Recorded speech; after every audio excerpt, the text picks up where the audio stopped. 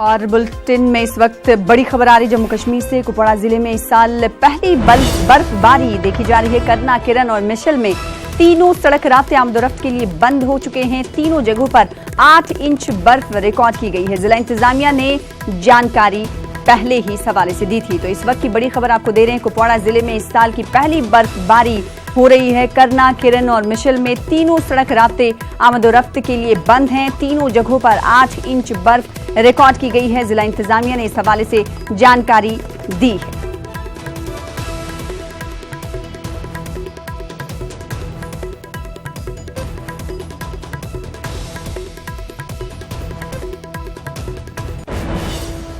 वादी कश्मीर में हालात धीरे धीरे पटरी पर लौटते नजर आ रहे हैं। श्रीनगर की बाजार सुबह के औकात में खुले रहे, ताहम बीती रात हुई बारिश की वजह से आज दुकानें कम खुली नजर आईं।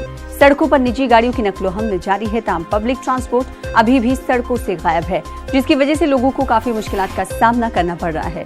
वादी कश्मीर में सियासी गहमा गहमी भी जारी है। डॉक्टर फारूक अब्दुल्ला और उमर अब्दुल्ला समेत बकिया सियासी लीडरान जो नजरबंद हैं, इनको दूसरी जगह मुंतकिल करने की बात हो रही है।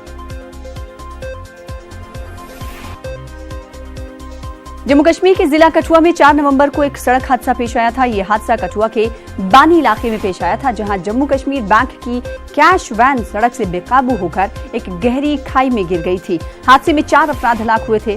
वैन में हादसे के वक्त 1 करोड़ 60 लाख रुपए थे और जो ही गाड़ी हादसे का शिकार हुई तो ये सारा कैश जमीन पर बिखर गया।